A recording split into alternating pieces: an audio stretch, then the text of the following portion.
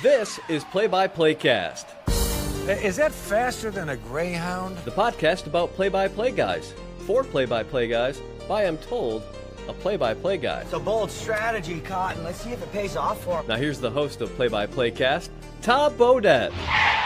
Wait, the Motel 6 guy? We'll leave the light on for you. No, Joel Godet. Joe Godet. Joel. Joel? Joel, with an L. Okay, here's your host, Joel Godet. Don't worry, nobody's listening anyway. Nice pass. Look out below. LeBron for three. Yes. Oh, my. LeBron, another three. Come on. Oh, man. It's raining threes in Miami. We've seen this before. Welcome back into Play-by-Play Cast, everybody. My name is Joel Godet. This is the podcast about play-by-play broadcasters for play-by-play broadcasters, hosted by a play-by-play broadcaster. It's a professional development podcast diving into the tips, tricks, experience, stories, process, and preparations of some of the biggest and best play-by-play announcers in the business. As always, you can find us on social media. We are on Twitter at PXPcast, and you can reach out to me at Joel Godet or by shooting me an email, jgodett@bsu.edu for Ball State University. Our guest today is Eric Reid, who is one of the few remaining Heat originals, the television play-by-play voice of the Miami Heat. And Eric Reid has been with the Heat, not necessarily in that capacity, but has been with the Heat in a capacity, and we'll touch on that as we get into the podcast, since basically day one of the franchise, since game one, certainly, not necessarily day one, but since game one, Eric Reid has been a member of the Miami Heat organization. He is one of those Heat originals. He and his partner, Tony Fiorentino, who will be stepping aside at the end of this season. Those two guys go back a long ways, and Eric has worked with a handful of different guys on television. Mike Fratello is a name that a lot of folks will know. The late Dr. Jack Ramsey is a name that a lot of folks will know. But Eric Reid and Tony Fiorentino are one of the longer tenured and preeminent play-by-play analyst duos in the NBA today. And Eric's career did not start there. He's from New York and went to college at Ithaca and began his career in the Northeast. He was with Cornell and then went to Providence College from 1982 to 1988. He called the Final Four run with Rick Pitino and Billy Donovan, and has done a handful of other different things as well for ESPN, for Nesson, for Brown, for the University of Miami, for the University of South Florida. He called the NCAA Lacrosse Championships for ESPN. So Eric Reid has seen a lot of different things and called a lot of different things, but he is most notable for being the television voice of the Miami Heat. And maybe this is just me, but like when I listen to Eric Reid, particularly if you find highlights of Eric Reid, like the Little Iron Eagle, I think, just in his delivery. And for anybody that knows me, like Ian is my like pedestal icon. So I was glad I got a chance to talk to Eric Reid, not if only for that, but because he's been around the block. He's very good at what he does, and he had some good insight. And this is kind of one of our wonkier podcasts that we've done. We kind of get into the nitty-gritty of what he does and what he thinks sounds good and how he gets there. I was in a very detail-oriented space when I had this conversation with Eric Reid. So that's kind of the direction we go, more so than kind of storytelling of things he's seen and things he's witnessed throughout his career on this episode. But let's dive in. Without further ado, Eric Reid joins us to talk about his time with the Miami Heat and what it's like to be the voice of the Miami Heat on television and exactly how he goes about doing it. Here on Play by Play Cast, episode number 84. 30 years ago, when I got the job with the Miami Heat, it was, I was 30 years old at the time. I had done 12 years of college basketball and a ton of other things, leading up to that. And I was living in Providence, Rhode Island. I was doing Providence College basketball on the radio. I was doing a lot of stuff recently on TV in Boston, working for Nesson. And, I was doing a lot of stuff for the Red Sox. But, baseball is not a passion for me. And even though they dangled, that I could be the next TV voice of the Red Sox back then in the late 80s, if I was a baseball guy and I had a long career in minor league baseball prior to that, I would have certainly stayed put. But I would have left to go anywhere in the country at that time in my life for an NFL or an NBA job. And the fact that it turned out to be the Miami Heat that gave me an opportunity. The NBA was a passion for me. I grew up in New York and had a dad who was a basketball, fanatic. I was going to Jets and Knicks games with him from the time I was, 5, 6, 7 years old. So it was sort of in my blood to watch the NBA. And I feel like this is my second lifetime in the NBA because of him. But, when I interviewed for the Heat job, my interview process started right after the 1987 or 88 Big East tournament in New York. And a mutual friend of Mr. Chaffel, Louis Chaffel, was the managing general partner of the Miami Heat when the Heat first started. Mutual friend of his and mine, called me up and said, would you be interested in applying for the radio job for the Miami Heat? And I was obviously very interested in that. And I ended up flying down to Miami and meeting with Mr. Chaffel. And when we met, what happened was he broke it down. He said, well, I'm interviewing you for the radio job, but what I really want to do is simulcast our games. Only 2 or 3 teams were doing that back in the late 80s still. I think Phoenix was one. The Lakers were another. And, there was one or two other teams. Utah was simulcasting. So Lewis in this meeting broke it down to me, said, if I can find an experienced simulcaster to come to Miami, then I'd want you to do color, on the simulcast. And when I heard that, my heart dropped because I didn't see any possibility that I could be successful as a color analyst at the NBA level. That always goes to ex-coaches or ex-players. How'd you do it? I went back to Providence and Boston to my life there.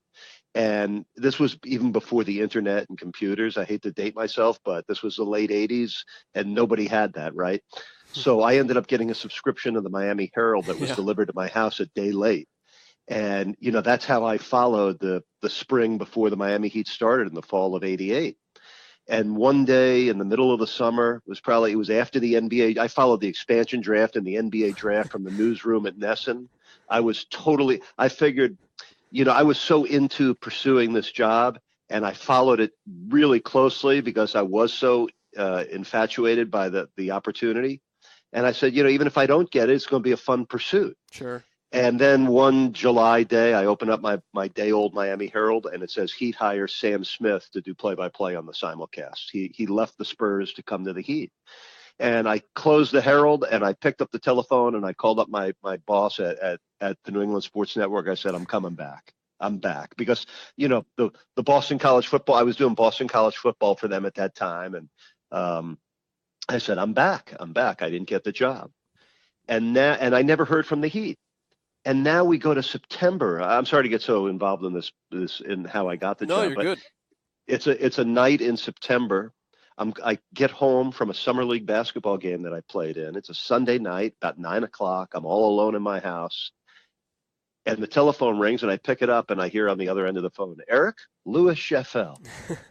And my heart dropped because I really had put that dream away. Feeling like I didn't get the job. And what he said to me was, I want you to fly down to Miami as soon as you can to meet with the general manager of Sports Channel Florida. He's got some play-by-play opportunities for you to discuss. And I want you to talk with him, and I want you to take the job as the color analyst. And when I met with, the guy's name was Jeff Genthner. He's still involved in TV sports. He's an executive now with Fox Sports Regional, three different Fox Sports regional stations. But when I met with Jeff, I basically got promised to do University of Miami football play-by-play on Sports Channel Florida and a package of about 18 University of South Florida basketball games. And with those two play-by-play things attached, I felt more confident to take the color job with the Heat and get my foot in the door in the NBA. And that's what I did. And, how I was able to be successful at it, I think was twofold. One, when I first started at Providence, the same sort of thing happened to me where I did color at Providence for 3 years on radio before getting the play-by-play job. My first ever job at Cornell University, I did when I was an undergrad, I got an internship and it turned into a job. I did color for a year and a half for Cornell. So now the third go round, it wasn't totally new. And what helped me succeed in those early years was the fact that Ron Rothstein, the first head coach of the Heat, made practice available to me. He even let me sit in on film sessions with the coaching staff. So it fast-tracked my NBA knowledge. Of course, I worked 6 years of Big East basketball during the glory days of that conference and saw a lot of great college basketball players who had moved on to the NBA. So that's how I jumped in. I think my thought process at that point was, let me hang in there long enough in that role until the simulcast splits up and I get the radio gig. Sure. And after 3 years of that situation, Sam and I both signed 3-year contracts when the franchise started, and he was not brought back. They moved me to play-by-play. My first color analyst was Dave Wohl, who was a former assistant coach. He was, down the road, he would be the general manager of the Heat for a short time. But I did 1 year of play-by-play on the simulcast, which was the 4th year of the franchise and the first year we made the playoffs. And then it did split up in the 5th year, and I've been doing TV play-by-play ever since. And obviously, beyond my wildest dream or expectation, it's so extraordinarily special to be an NBA broadcaster, and even more so to have gotten involved with an expansion team and to been able to last 30 years, to go to take this incredible journey from expansion team to 3-time championship team, and to have witnessed every bounce and basket of an NBA franchise's history. Just a great opportunity and an extraordinary situation that I never take for granted. What's it say to you that an owner, A, initially has the interest, but then B, calls you and says, hey, would you be interested in doing the analyst job, and I've got some other stuff lined up for you in terms of play-by-play, and takes that much of an investment in somebody to say, like, hey, I want you to be part of this, and to incentivize it, here's some other stuff I've got for you, which I feel like would seem, kind of be above and beyond what you would normally expect. Well, he was a part owner. He was a managing partner who owned a percentage of the team. I had known Mr. Schaffel through some prior dealings. I applied for the radio job for the New Jersey Nets when he was the general manager there. He first came across me when I was the announcer for Cornell basketball, and was driving through upstate New York and heard a part of my broadcast and dropped me a note when he was a GM of the New Orleans Jazz. So we had both watched each other from afar for many years, and it meant a lot to me that he had that kind of confidence in me. To this day, I feel like I owe him everything for opening the door of an NBA career to me. And I'll never forget how supportive he was and the opportunity he gave me. How would you describe an Eric Reid broadcast on television? If somebody's never heard you, what are they getting from you and Tony? Well, they're going to get two guys that love the game, that love their team, that have total respect for the game and put their attention almost 100% on that game. They're going to get information. They're going to get energy. And they're going to have some fun while they listen, because we enjoy the game with what we call Heat Nation. And listen, I'm one of those guys. I'm a big preparation guy, but over the years, one of the core lessons that I have learned about what it takes to be successful as a play-by-play guy, and even as a television producer of games, and this is how I would boil it down. There's two disciplines you must have: the discipline to prepare diligently for every single broadcast you do. And that's challenging when you're doing 82 games, an 82-game NBA season. But I think the more important discipline is not feeling like you have to use any of that preparation. Here's what I believe. The game tells you what to talk about, not the other way around. So you got to be confident and comfortable enough to prepare, but be unselfish about it and not feel like you got to force things in. Too much is as bad as too little. So striking that balance, I have more stuff on my chart than I'll ever use, but I'm ready for any situation that may happen. But the real key to being a good play-by-play man, it's, and here I've been doing this for 30 years with the Heat, 42 years overall doing play-by-play basketball. It never gets old because the script is always changing and every game is different. And how you respond and react to evolving circumstances and a game that changes by the second, that's what really dictates how good a job you've done. How do you keep that all straight? And the reason I ask is, when I do a Ball State game, I've got everything in order and I feel pretty good about it. I did my first ESPNU game a week ago and probably drove myself a little bit too batty. My charts are always full, but I mean, if I go back and look at the chart I used for that game, I've got writing in the margins and all sorts of everything everywhere, and I was probably over-prepared for it to where it got to the point where in the game I was like, oh my God, what do I say when, and where's that nugget when I need it? And it was the wrong way to prepare for the moment. What's the way that you keep yourself organized so that not only do you have information, but you know when you know where to go when you need it, and you know what the appropriate stuff is to use when needed? It's a great question. I think, first of all, there's no one way to prepare for broadcasts. Some of the great broadcasters in the NBA, I always sneak a peek at my colleagues' preparation. There are a lot of guys in the league that do a much lighter job getting ready for games than me. So I feel like I'm one of the most prepared broadcasters in the NBA. That doesn't mean anything, though. It's how it comes across and how you execute it. But I think in terms of tailoring your preparation, just like a player or a coach, the consistency in how you prepare leaves you less in a scrambling mode. You know where everything is because you put it there, and you do it the same way every game. But I think it's the instincts to know when to look for things, for example, we had a rookie player last night of 16 points and 15 rebounds and 5 blocks. So after the game, I didn't have it during the game, but I'm going to have it tonight, and nobody's put it out yet. The 15 rebounds for Bam Adebayo last night came 2 rebounds shy of the Heat's all-time rookie record, which is held by a guy that's still on the team, Udonis Haslem. And I'm going to tell that story on our telecast tonight that Bam Adebayo was 7 years old when Haslem had that 17 rebound game as a rookie. So little things like that. Last night the Heat had 64 rebounds. I went right to our record book to see, what the record was for rebounds in a game. So little things, trigger things in your mind, and those instincts help you prepare and help you know when to use what.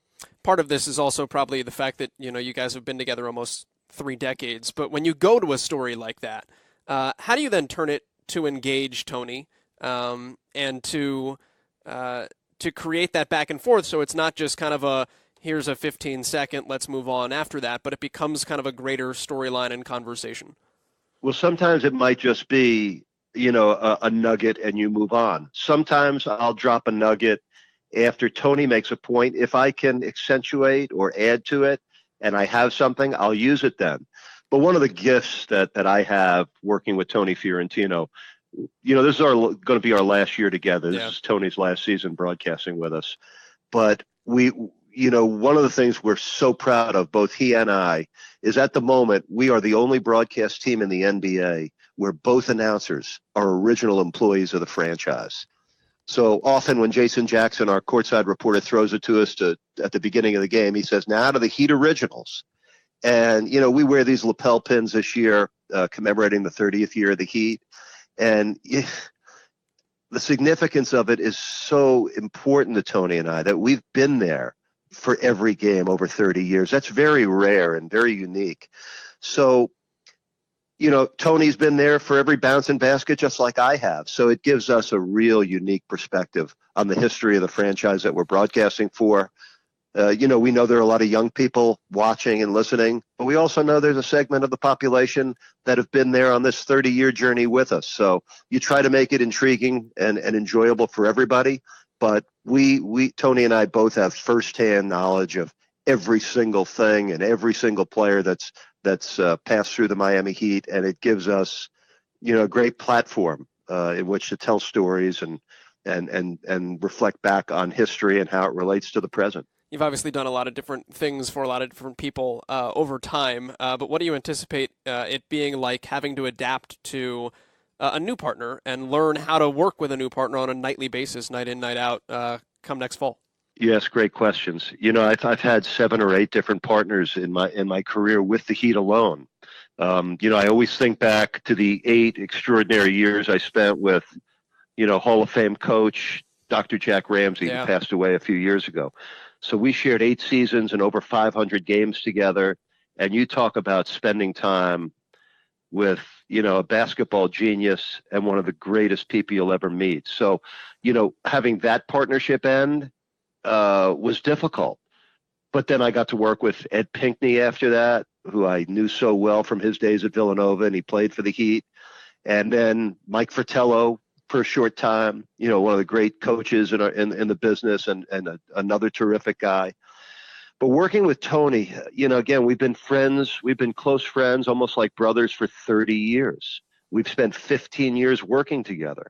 I don't even want to think about how many meals we've had together and how much time off the air we've spent together. So it's unique. It's special. I don't think I'll ever have another broadcast relationship quite like it. But it's like, I always think about, as an old a New York Knicks fan, I remember when Earl Monroe joined Walt Frazier in the Knicks backcourt. They were rivals. They were 2 of the best guards in the league, at that time when they joined forces. And I'll never forget, I was a huge Earl Monroe fan, how unselfish he was and how he sort of subdued his game to make it work and fit. And he won a championship together, I think in 1973. So I look at myself as sort of the point guard of the broadcast. And next year, when John Crotty joins me, I will adapt, I'll evolve, I'll do whatever I have to do or am able to do to make that partnership work and start fresh then. But I'm not thinking very much about it now. I know that process will take care of itself come next year. And, it's useful in business and it's just as useful in life. Sometimes you're forced to let go of something you really enjoy or love, but letting go and moving forward is a really important part of life. If I can, I want to dive a little bit more into that kind of analyst relationship as well, too. And it's probably less a factor now because you've been doing it with the 2 of you now for so long. But how do you guys get on the same page before a game or in a game? How much talking do you do in timeouts? What do you talk about in timeouts? And what will you lay out before tip, just to say, hey, what do you know? Here's what I know. Let's get on the same page so that I can best set you up and that we can have the best insightful conversations as the next 2 hours unfolds. Well, because we know each other and have been through so many games together, we don't have to Comes with time. Do as much of that as you would think. But we have production meetings with our producer before each game. So we sort of know what we're going to do in the pregame. We know what the open's going to be. But the beauty of it is after that ball gets tipped for the opening tip, you don't know what's going to happen next. But there's a chemistry between us. We know each other so well. We very rarely step on one another. And I'd like to think we complement each other a lot. Again, it's the same skill set of experience. We've both been watching the Heat for 30 seasons. So we are on the same page. We don't always agree 100%, but I think we're each comfortable enough with each other that if we disagree with something on the air, we can talk about it. And we enjoy each other's company. We have great respect for each other. We're both from New York. I know where Tony's from. He was a very successful high school coach in Mount Vernon, New York. So that the Northeastern basketball roots and then 30 years of Heat history, it's as close a friendship and partnership that I think either one of us have ever had. How did you learn, just on your own side now, how did you learn when to talk, when to not talk, and what the right balance is for yourself? Still always learning that. My background is a radio play-by-play guy. And to be honest with you, that's all I ever really wanted to be. I'm so intrigued and infatuated with the art of radio play-by-play. It's old school.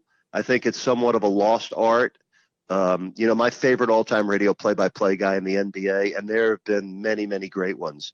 But Joe Tate, the former Cleveland Cavaliers announcer, when I was living in Providence, I used to be able to get 3WE in Cleveland on a little radio that I had, and I would actually make Joe Tate flashcards. And I put together a list of terminology, of court geography, of the way he described things. He's one of the only guys that I would tell you that every single word that man used on a broadcast added to the description of the game. So I love that. I remember one time at the beginning of my career doing games for Cornell, we had a Cornell professor who loved basketball. His name was Daniel Sisler, and he lost his eyesight in World War II.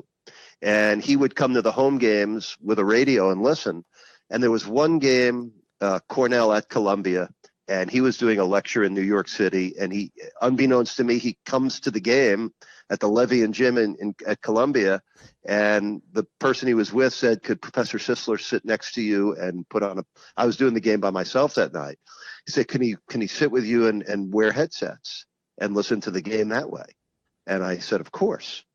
And sitting there with a basketball fan who could not see the game for himself and calling it for him was the greatest experience I ever had as a young broadcaster to understand exactly what that job was all about.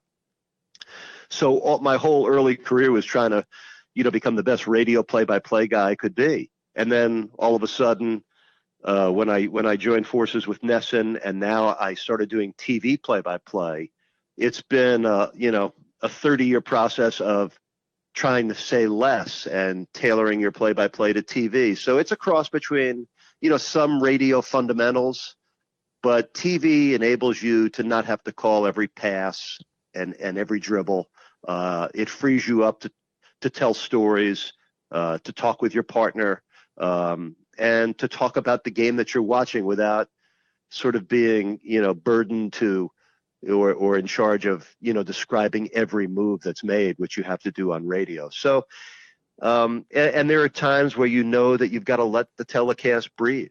When you're doing TV, there are replays, there are roll-ins, there are promos, there's a sideline go to. I think you can't fight any of that. You've got to be the point guard and navigate through all of that, honor everything that you need to do to make that telecast work from a business and basketball perspective. But the number one thing for me is always make sure I'm telling the story of the game accurately. I take great pride, and so does Tony. We not only want to tell the Heat side of the story, but this is NBA basketball. I'm always going to take pride and make sure I'm prepared, and a lot of it comes from talking with coaches and players. I want to tell the other team's story as intelligently and as well as I can. It keeps it fresh. It makes it fun.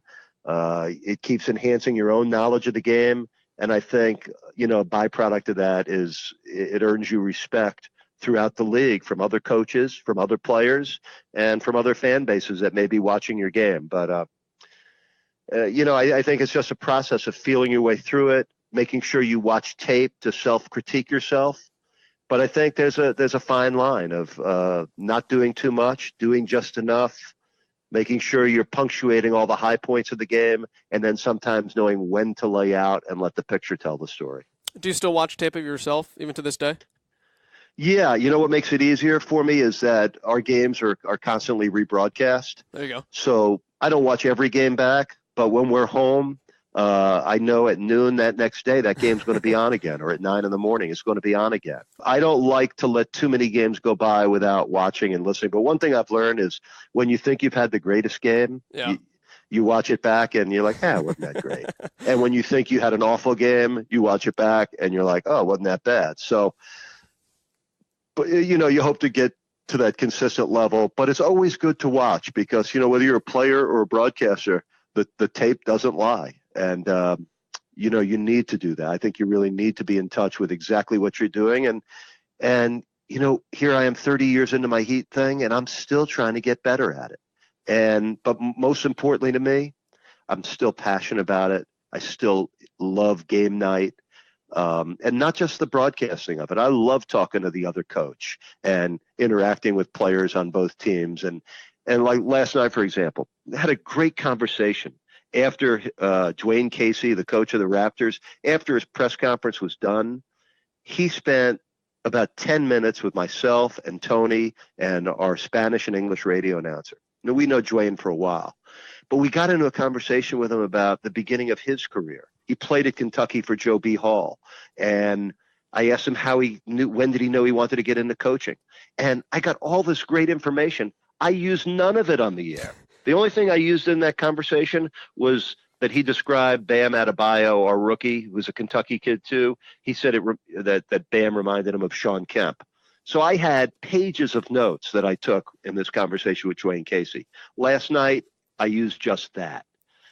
It didn't fit in the game to talk about Dwayne's, career and maybe it won't fit in any game, but it enriched my own knowledge and appreciation for who that man is. And that's part of the process of doing this job that I really, really enjoy. How do you get into that conversation?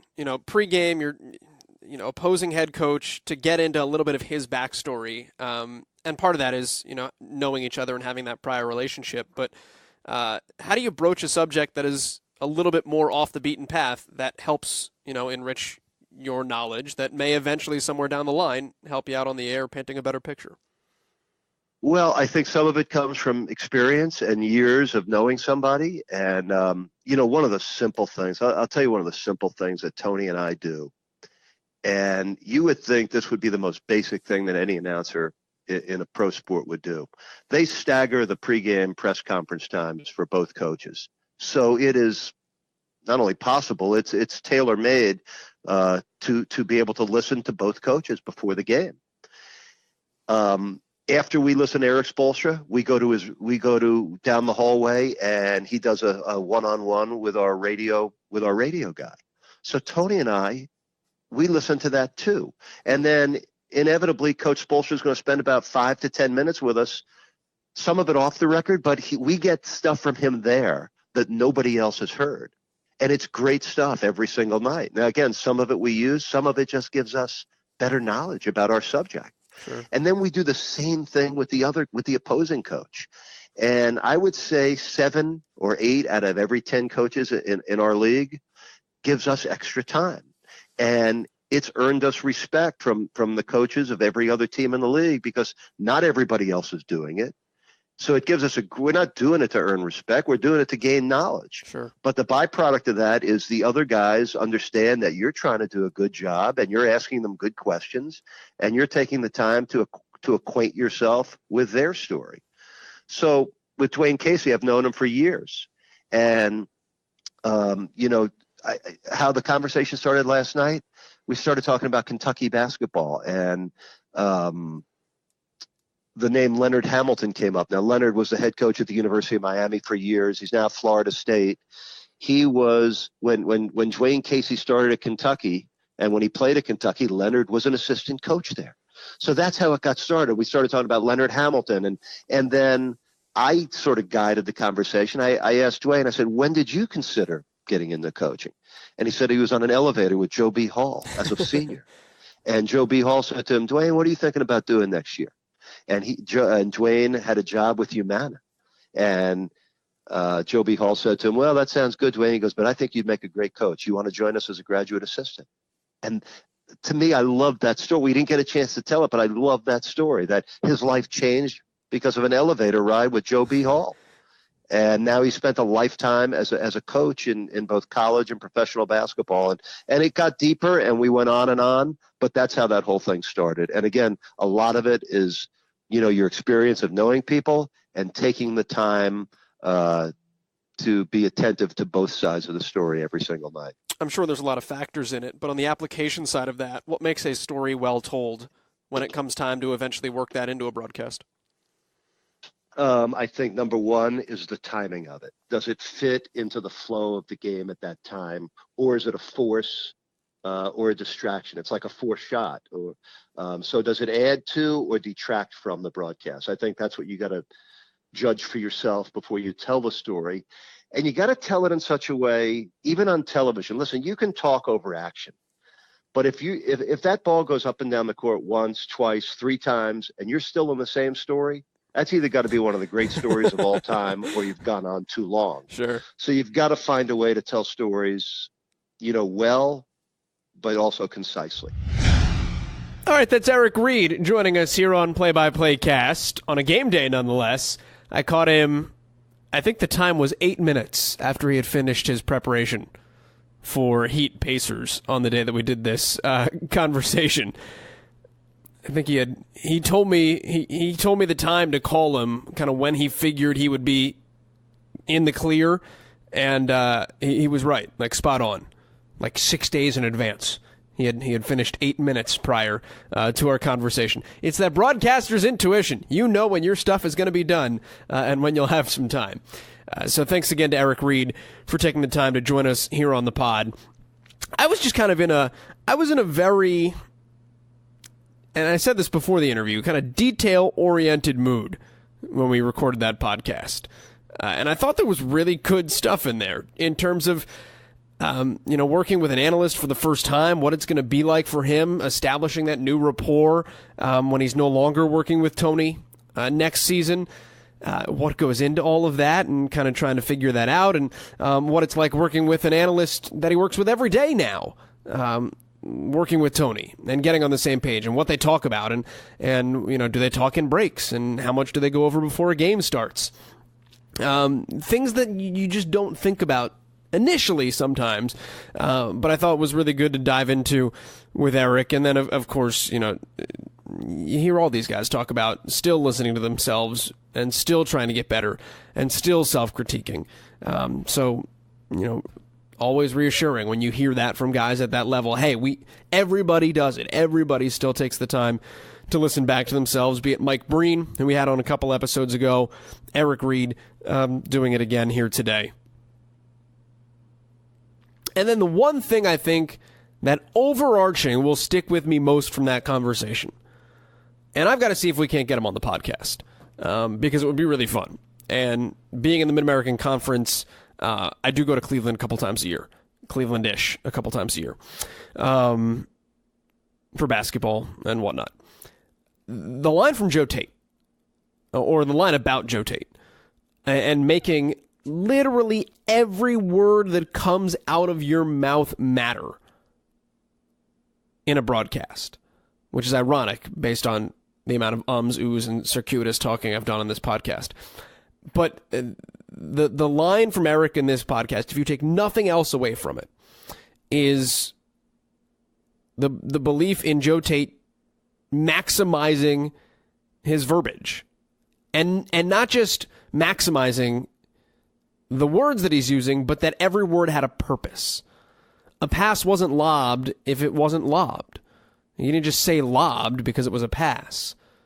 It's the exact descriptor of what you looked at, and being that attentive to detail, and how that has influenced him from the beginning and throughout his career. If you take nothing else from today's episode, let that one nugget ring true with you. And we'll have to see about trying to talk to Joe Tate here on Play by Play Cast before it's all said and done. See if we can't make that happen. I've now made a promise I probably can't fulfill, but we'll see what happens. Anyway, we're out of time. We will do it again next week here on a Friday morning. I don't yet know who the guest is for tomorrow, or what? I don't yet know who the guest is for next week. So stay tuned and follow us on social media, and maybe we'll send out some hints, tips, or teasers when we get that one all lined up. But stick with us. We'll talk to you again next Friday morning. Enjoy your weekend of broadcasting, or your weekend of travel to broadcasting. It's another episode of Play by Play Cast. We are in the books. Hit it, Marshmallow. We're out.